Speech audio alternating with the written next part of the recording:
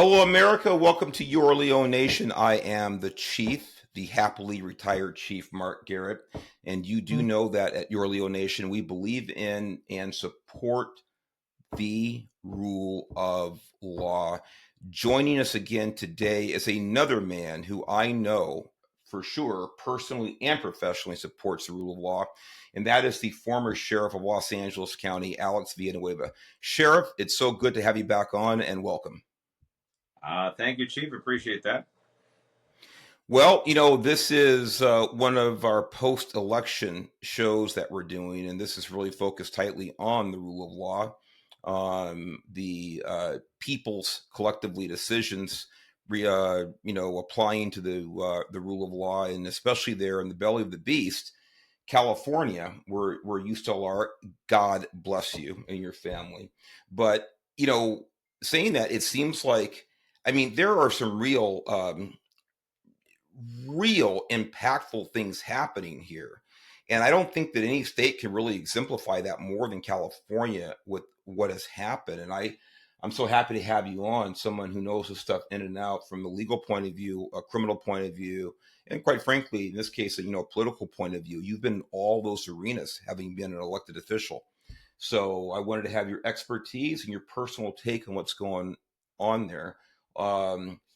So, with that said, let's get right into it. We had a couple of huge things happen in California November 5th. And one of those was Proposition 36. And just real briefly, Proposition 36 was something that went after Proposition 47 and to repeal a part or most of the impact of Proposition 47. So I'm going to set that up for you. I want you to run with that, and maybe you can tell our viewers and listeners about Prop 47 first, because you're still there in California. You were still a sheriff after I left California and moved to the free state of Florida. So talk a little bit about Prop 47 specifically, its impact on crime in California.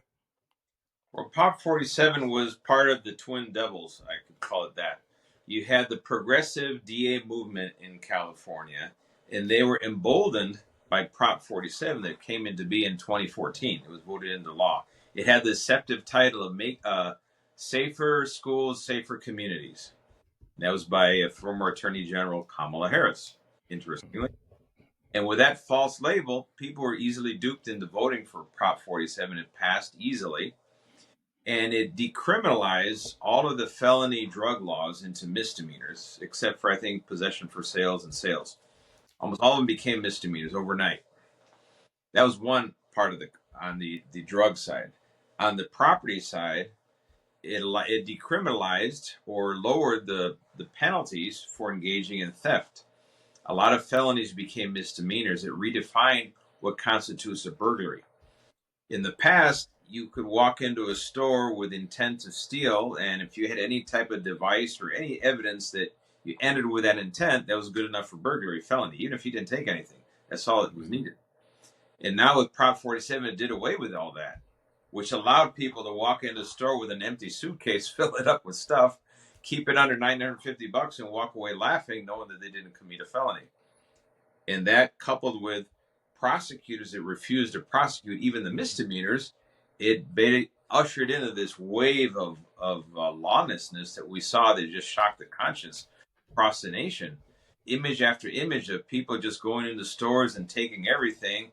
Kids taking stolen cars, ramming them into stores, and then looting the stores. Theft before used to be something you concealed. No, that was brazenly celebrated and bragged about on social media. That's how bad it turned. So Prop 36 was a way to kind of undo the damage of Prop 47. Didn't undo it totally, but about 2/3 of the way it undid it. And which is why we support it. So before we get too deeply into Prop 36, because I really want people, and they've heard, I think they probably heard you talk about it before the show, and I know that I have, but for new listeners or people whose memories need to be refreshed, there are a couple of really important things you talked about there with Prop 47, and one of them is the burglary aspect And I want people to understand the definition of burglary. I'll just give it a quick, 5 second here, but it's really entering a building, so to speak, with the intent to commit a crime. Is that kind of sums it up fairly well? Grand or petite larceny or any felony. Yeah. That's And the reason I want to talk about that, or you really focus on that just for a second, people say, well, it's just reducing, the penalties for these harmless crimes of burglary or I'm sorry, of retail theft. You walk in and you steal some merchandise from Target or Walmart, and besides the insurance companies, who's it hurting, and blah blah blah. And we're over incarcerating people. We need to get some of these young people out and keep them out of prison because they made one mistake, and on it's such gobbledygook. It's such the level of naivete with this, especially for our respective careers in law enforcement. We know better. So the burglary thing is one aspect. In other words, you're already committing a felony when you walk into one of these stores with the intent to commit the larceny, the theft. The other part about this is, how many people listening to this show, Sheriff, do you think that know someone else, someone in their family that may have committed one felony in their life? I mean, how rare is that? Let alone two or three or four. In other words, the people that are walking into these stores, these retail stores, on a regular basis, because if I'm not mistaken, that Proposition 47, it wasn't cumulative. In other words, you could commit these crimes on consecutive days, and they don't add up. Is that correct? correct. They never added up. So basically, it allows you to do it indefinitely. Exactly. So if you could imagine someone that your neighbor, or God forbid, your own child, walking into one of these stores every day or once a month or twice a year committing these crimes, how rare is that? The other part of this is the people that do commit these types of crimes on a regular basis are not just committing retail theft. If anyone believes that, they are sadly mistaken. In other words, criminals are criminals by definition for a reason. It's not just one crime that you commit. These are serial criminals. So what they might be caught for, if they were to be arrested for retail theft, which is very unlikely in California, at least up to this point, um, it's very, very, very likely that they are engaged in other crime and more serious crime, more felonious crime. For that matter, in other words, when you steal this much merchandise, what's the next step? Do you take home, 45 cases of whatever it is and use that for personal use? No. Now you go out and fence it. Now you go out and use it to buy drugs. Now you use it to go out and launder money. There is a ring, a network of crime involved in retail theft. I know that as being the chief in Los Angeles County for the Highway Patrol, with our very aggressive retail theft, organized crime theft task force. It is all intertwined with organized crime and with all types of crime lords. So I don't want people to think that what you're seeing here is people walking to a Target is all there is to it. So I know I got in a bandwagon there, but anything you want to add to that? Well, it's very true. You just compare the total number of people who are arrested versus the total number of crimes that are committed, and you realize, all right, that's just a fraction. Most people don't get arrested, don't get tried or convicted and held responsible for the crimes that they're doing. And you're right. It's not like one person spur of the moment decided to steal something and it was a one off from their normal, honest, law abiding citizenry. No, it's people that are serial thieves. They're selling drugs. They're in the black market. They're doing the human trafficking. Whatever it is, they have so many going on criminal enterprises that are involved in all these things that the mainstream media doesn't like to really play that up. And you look at the coverage of it, you don't realize, wait, these people are dedicated to doing these horrendous things. These kids that rush into a store and grab 20 things, they're doing that everywhere. And it's organized. And that is not your little shoplifting incident of 20, 30 years ago, or someone got, their hand spanked and that was it. And then they sold the idea about mass incarceration. Oh my God, this poor kid, all he had was smoking a little reefer, and now he's languishing in state prison for decades. That image was sold to the public, and they bought into it. And oh my God, we must free open everything and let everybody out. And no, you got some three strikes law. And Mhm. your cop in the late 80s, early 90s, the sheer amount of gang violence on the streets was incredible. Three strikes Mhm. worked Yes, it because it did. identified, prosecuted, and held in prison the people that were responsible for most of the violent crime. And that is the only thing that drove down that violence from the early 90s, late 80s to where it was okay, now it's kind of really subsided. Because now everything they do, they compare it to, oh, well, back in the late 80s, early 90s, it was worse. Yeah. But Yeah, it's like, so what? Are you telling me that because it was a hellhole in 1990 that, purgatory is a good place to be now? These arguments are completely without, in my humble opinion, without logic and without intellectual honesty. and that's very true. And statistically, in the late 80s, 90s, violent crime was concentrated in the poor That's neighborhoods of the county. You didn't see it yes, anywhere else. that's right. 24, violence, wanton violence of every kind is everywhere. No one is safe anywhere in LA County today. So they'll say, oh, well, the statistics are less. No, the statistics are very, very different because now crime is dispersed to the four corners of the county in ways that it wasn't in the past. And the mainstream media doesn't account for that. They always go back to, oh, it was far worse in the 90s. No, it was very Mhm. different. Sheriff, it's an excellent point. It really is an excellent point to extrapolate. It's really all corners of California now because of these policies. But it's exactly right. We're not looking through the same lens, or they're not, when they're making these arguments comparing to 35 years ago.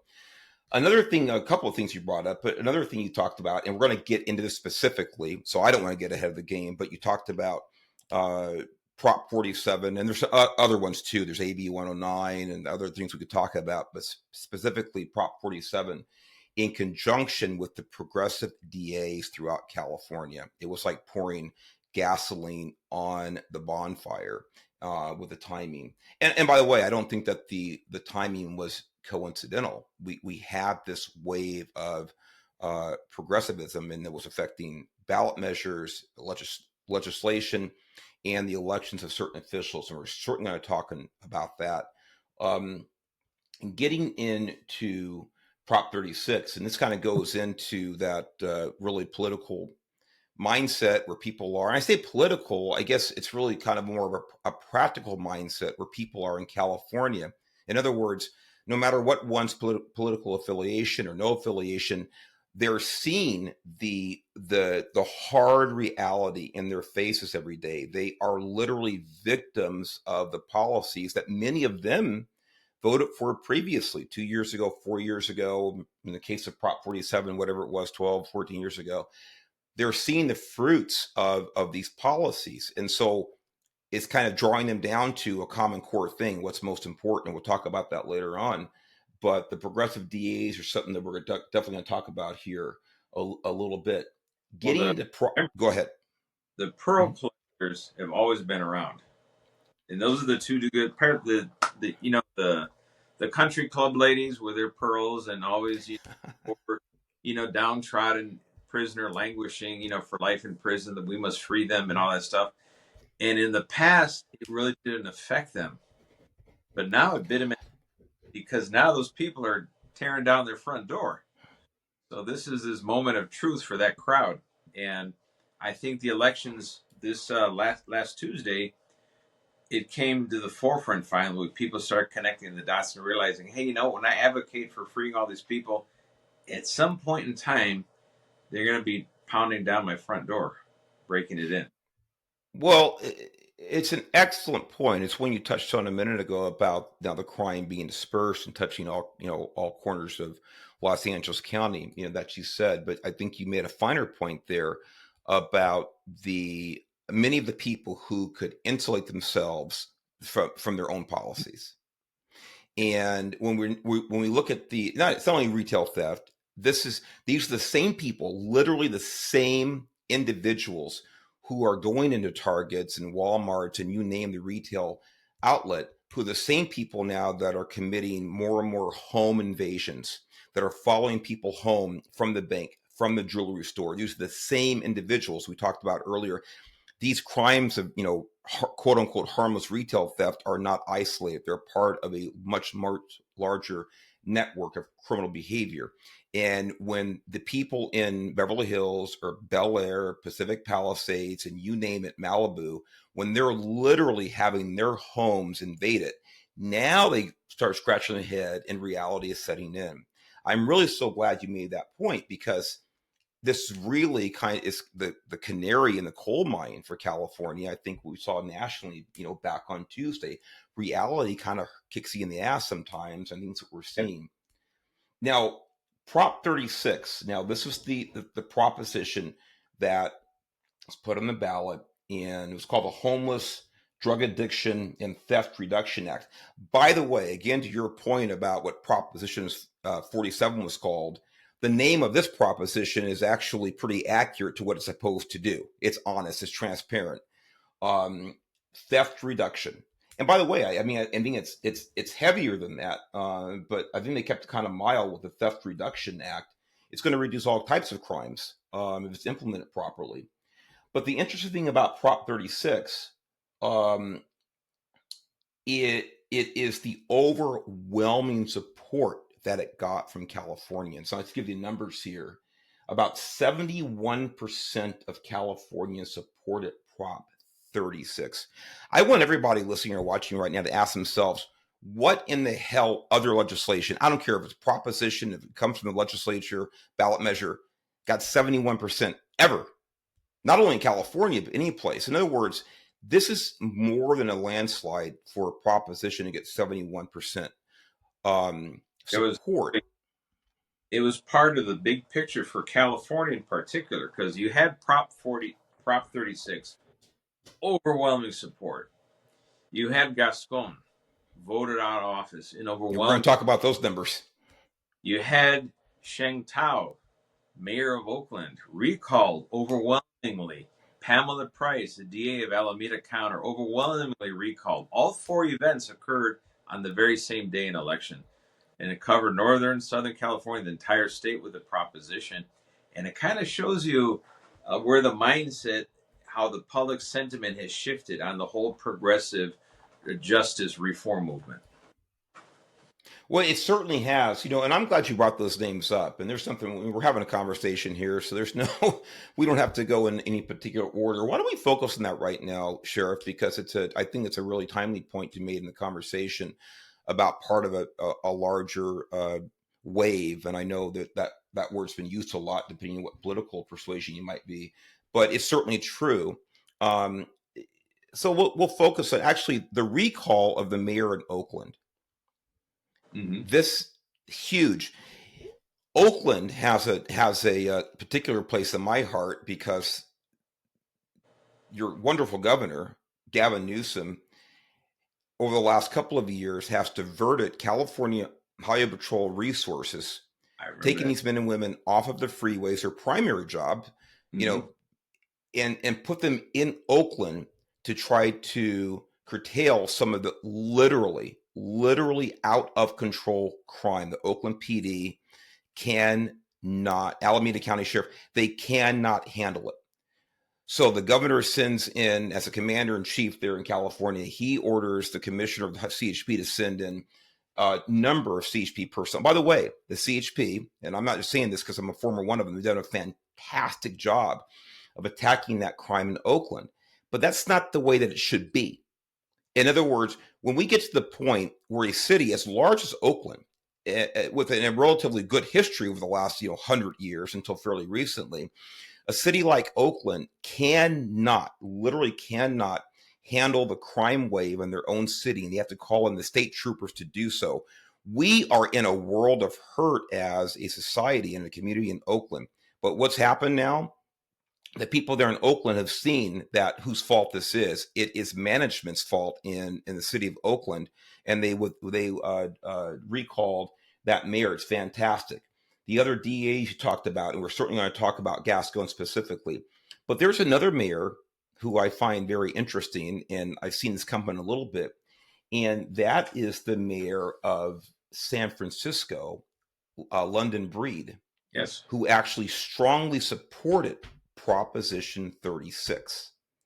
I don't know how read up you are on her or what she's done lately, but She, we've seen her moving towards the center for quite some time now. Go ahead. her when she first came on the scene, I want to say it was it 2020 or 2018? I believe it was 2020. I believe I could look it up real quick, but go ahead. And she was doing all the talking points of the social justice warriors, Black Lives Matter, the whole shebang. She was all for it. And then the homeless crisis started really basically eating away San Francisco alive as they were speaking, to the point where she couldn't ignore it. And then she started changing her tune on the homeless front. And that led to changing her tune on criminal justice as well. But I think it came out to be too little too late for her. And she paid the price. Yeah, I agree. By the way, it is 2018. So you're right about that. But this is a case where you're with the homeless problem, the addiction. Uh, I mean, the people literally dying on the streets. And again, by the way, the CHP was ordered by Newsom to go into San Francisco as well and clean that mess up on more of a restricted level than they did in Oakland. But they certainly did go in there and assist the San Francisco Police Department. And it's very interesting because um, again, once in this case, at least London Breed, when she was hit with reality, that the tune started to change somewhat. It's also very funny. Again, a little off topic here, but when Newsom cleaned up there for the Asian Pacific Economic Conference that happened just about a year ago, he went in there and boy, it sanitized everything. It looked like it was Beverly Hills on a Tuesday morning. Yes. That indicates again, uh, as much as anything, that was an absolute political move on his part to showcase his city there to international visitors and to the president who visited briefly for the conference. But almost literally the day after, it goes right back to the crap hole that it had been for a number of years, and a large part to his policy. Um, so, in other words, some people kind of, have a lack of a better phrase, come to Jesus, epiphany. I think what London Breed has, maybe too little, too late. But talked about this earlier. We talked about the when you have this type of support for anything in California, by definition, it has to cross political lines. You can't have 71% of anything and not have a whole bunch of Republicans or a whole bunch of Democrats supporting it, no matter which way it goes. It's very interesting. As far as I'm concerned, it's very, very, it's very encouraging. Um, so moving on to the second part of this that you talked about, as far as the two-headed monster, Prop 47, and then the progressive DAs. We have George Gascon. Now, George Gascon, there's a lot going on in LA right now. A lot going on in the city, of course, and the county. I think the timing's pretty good, Sheriff. I think it's pretty good. But one of the things here, we had George Gascon, who was booted out of office by his competitor Nathan Hochman. I've had Mr. Hochman on the show before, but not too far off from Proposition 36. Look at the percentages. Nathan Hochman got almost 62% of the vote to less than 40% of the vote for Gascon.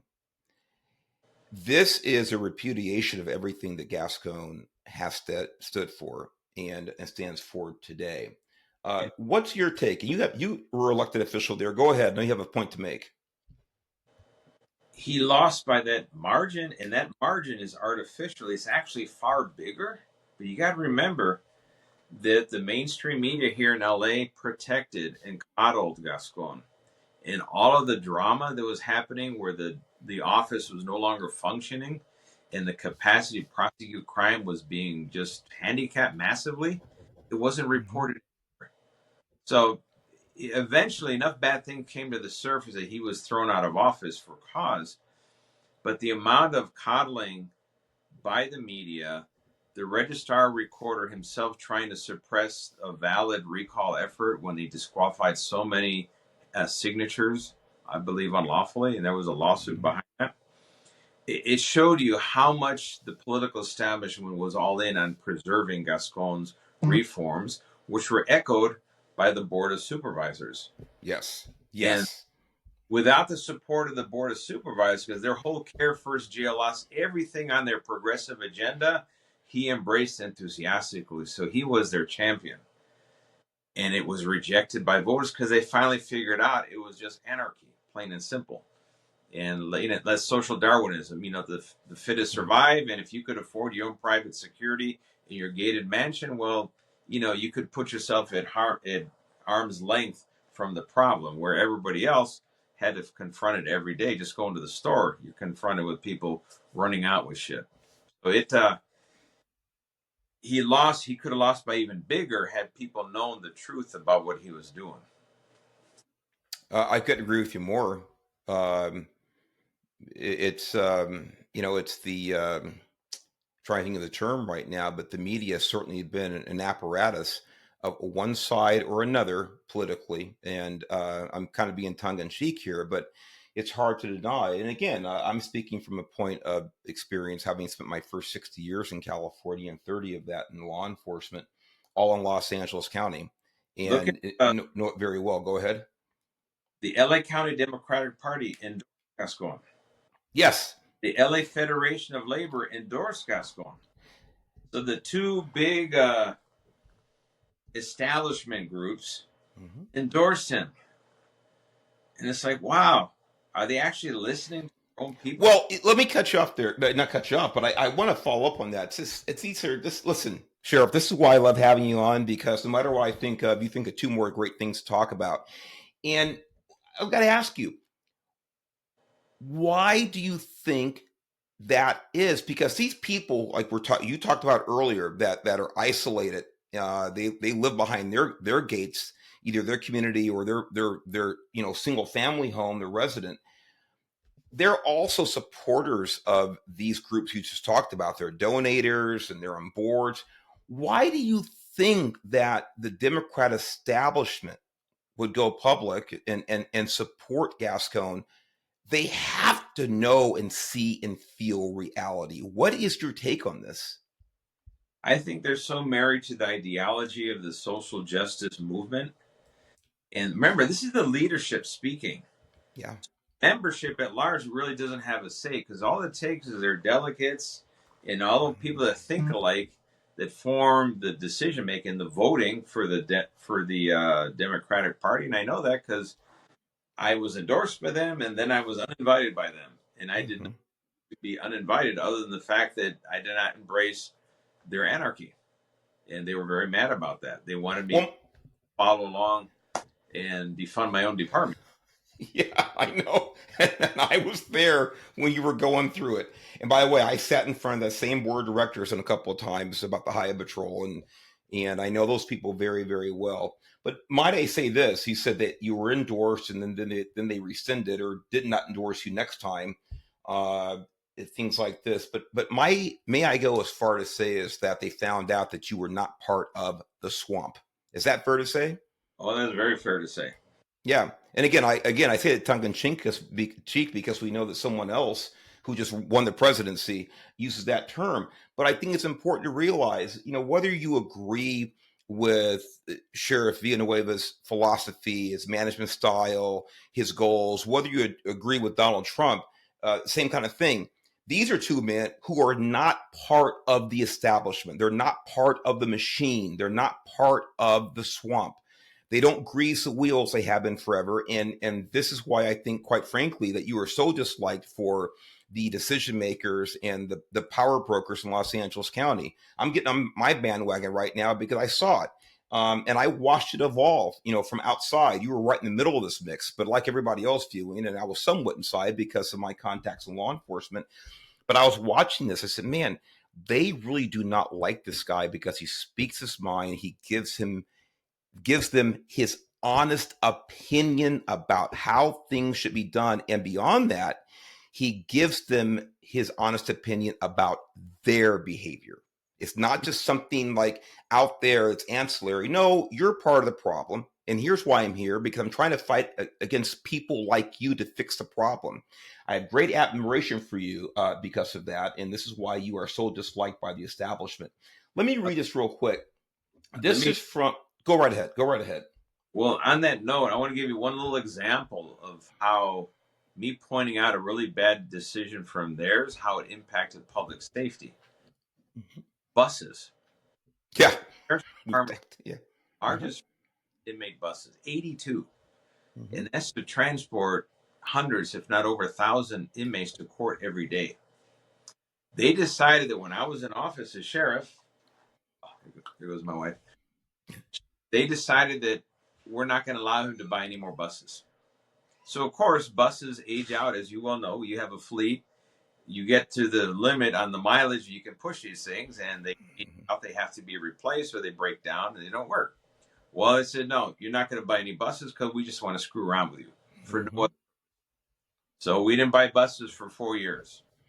And Luna shows up and he can't figure out to buy buses or not. So that fleet shrunk all the way down to 16. And now you have judges in arms all over LA County because the inmates that are supposed to be going to court for arraignments, for hearings, for trials, they're not getting to court.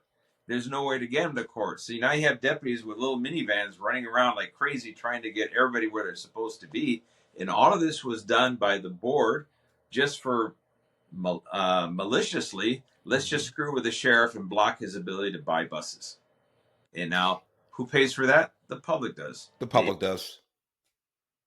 It's shameful, and people might think, well, this is type of deep in the weeds, kind of a boring uh, example. It's an incredibly important example. Things like that are what allow infrastructure to actually work. Transportation, these are the nuts and bolts, um, that allow any agency department to function properly, effectively, and efficiency. And especially when people don't understand the sheriff's department specifically. In other words, you house everybody, whether it is for a misdemeanor, which isn't happening more in Los Angeles County, but more importantly, or maybe not more importantly, but also you house the people who are awaiting trial for felonies. And so if you can't move these people efficiently, this breaks down the entire system, starting from the bench with the judges. And like you said, it affects the people of Los Angeles County. We're talking about people seeing, or really more specifically, not seeing reality, Sheriff. And going back here to George Gascon, or call him George Gascon now. Thank God for Los Angeles County and people of California. By the way, because the murderer that Gascon does not keep or put in prison may not just go out and murder again in Los Angeles County. This is why I say people of California and all over the country. This has the long-reaching effects, this kind of behavior. But let me read something he said after he conceded to Nathan Hochman.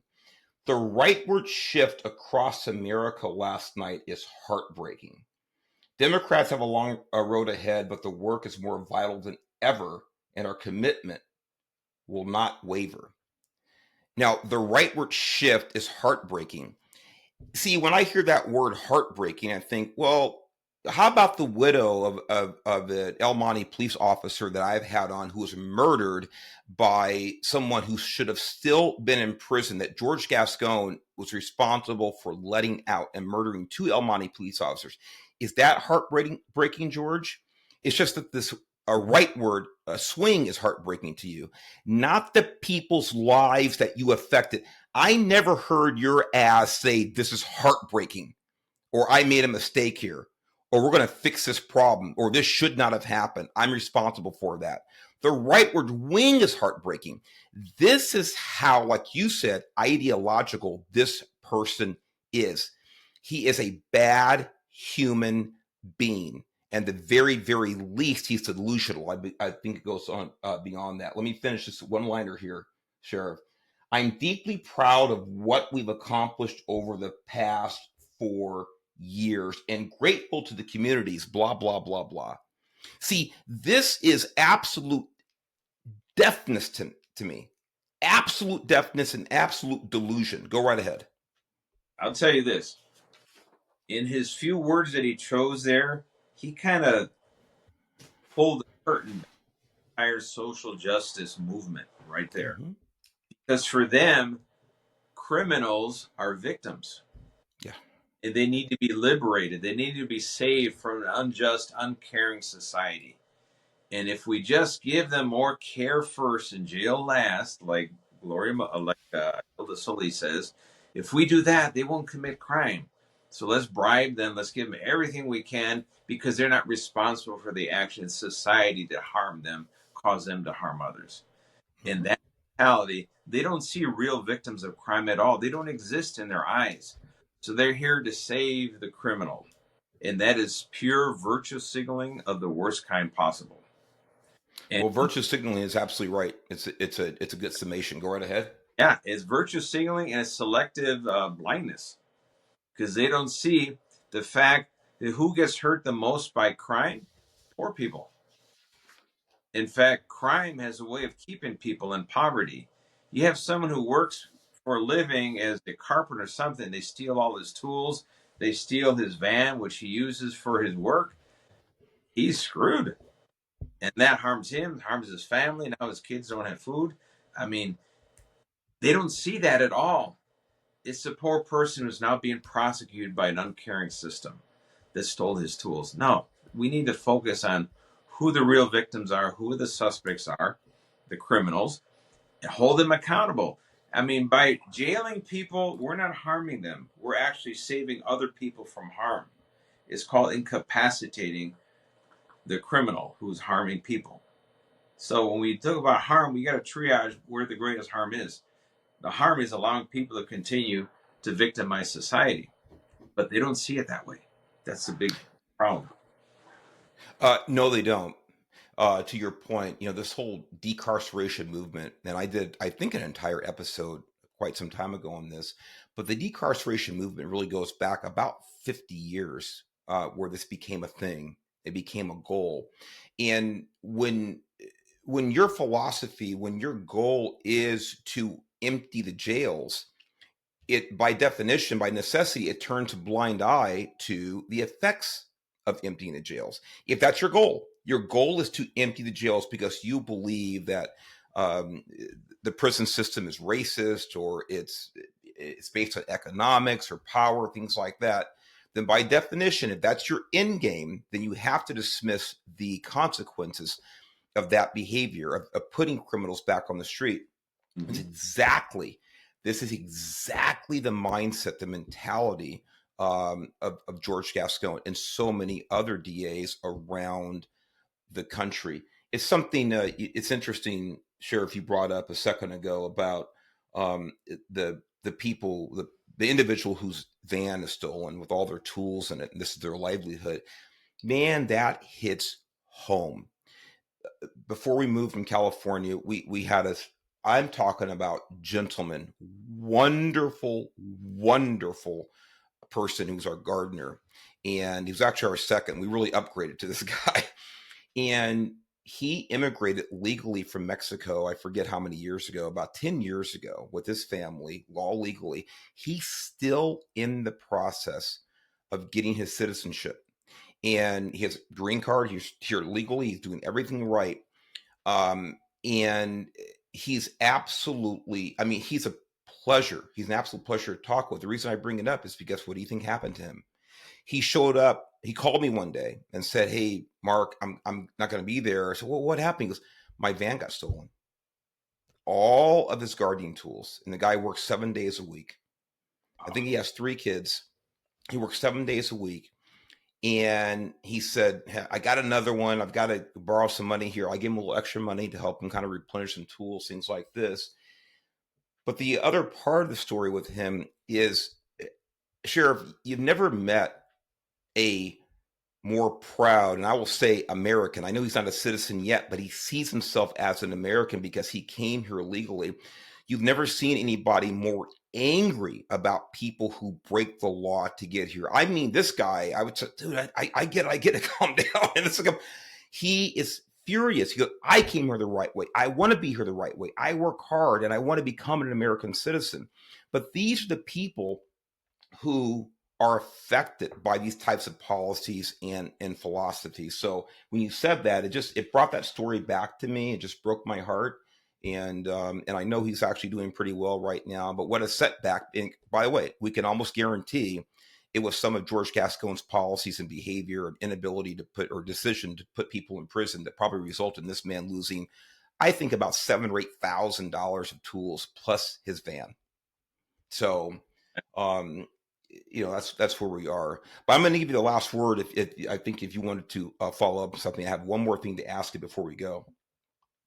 Well, and it is true. And like we have our gardener, he has 4 kids. He's got one more than your gardener. Small business owner now. He hires employees, and he struggles with some of the people he hires. He says they're not reliable. They want way too much money, and then they don't do the job right, and then they disappear on me. And he says, you know what? I get some of the people that come across with the right attitude, and they want to work hard, and God bless them, and they hustle. And so these are probably the hardest working small business owners are these little gardening services. They may employ just 3 or 4 people, and that is the backbone of a huge part of our, what LA County is in Southern California, between the pool industry, the gardening, the home maintenance, janitorial services, the people that work in restaurants and hotels, all these different people that are chipping into the economy, they're doing things the right way, and they don't exist in the eyes of the social justice warriors. They're not there. For them, it's all about the poor guy who's got a rap sheet longer than my arm, in prison, who probably needs to stay there. And I'm all for rehabilitating people in prison in a safe way that doesn't harm the public and lets them, when they get out, in a better condition when they got into jail or prison. I'm all for that. But guess what? The social justice warriors don't want to do, especially in LA County. They don't want to provide rehabilitative services for the inmates in the county jail.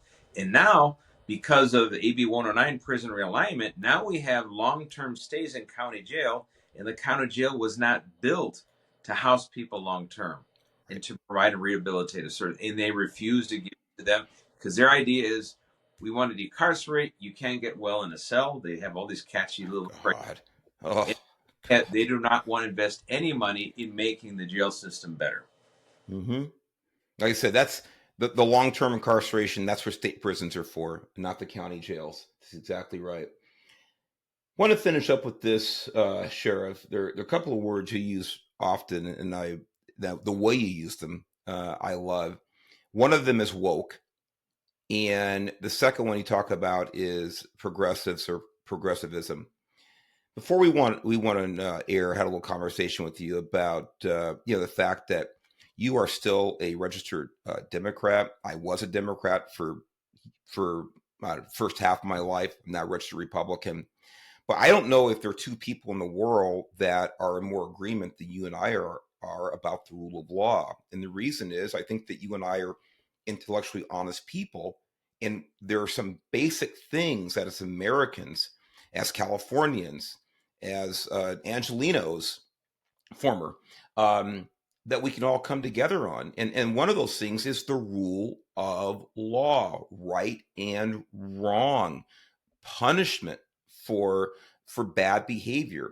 This should not be a right or a left thing. It shouldn't be. I mean, honestly, in other words, I never, when I pull somebody over, or when I put handcuffs on somebody, I never asked them if they were Democrat or Republican or an independent or with whom they slept. Anything. It's like, did they violate the law or did they not? That was the only thing that mattered to me.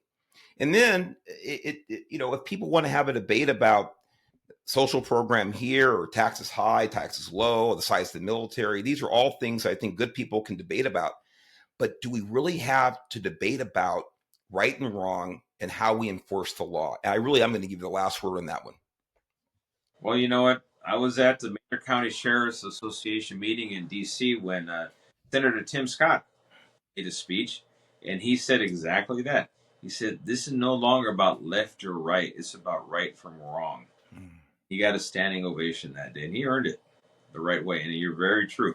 It doesn't matter. There's some basic things we have to agree on as a community, as a nation. It involves the rule of law and respecting other people's rights as well. If people want to express their protest or whatever, fine. But your protest ends where other people's rights begin. Mm. So you understand that, I think everyone can get along famously. But we're not there yet. People still believe that, well, I can cancel other people's rights because mine are more important.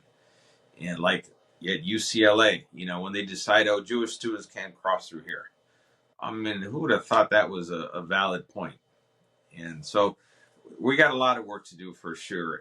But we got to start bringing in left and right together to the middle where everybody resides and can agree on basic things. And one thing is, yes, we're not going to become a socialist state or a communist state. No, we believe in free markets and capitalism. That's the way to go. Believe in a merit-based society, not one where you earn it because you check boxes. I think basic things that everyone can and should agree on, both on the left and the right. Well, Sheriff, well said, my friend. Listen, I hope you run for something in the future. I don't know what it might be, but I do hope you run again so I can send you some money for your campaign. And we need good people, good, honest people like you in places of influence and authority. So God bless you. A former sheriff of Los Angeles County, Alex Villanueva. God bless you, my friend. We'll see you next time. Ladies and gentlemen, subscribe, share, and let's help grow this channel so we can have more people like the sheriff on to help this country to be safe, sound for our family and our friends. See you next time. All right. Thank you. Bye-bye.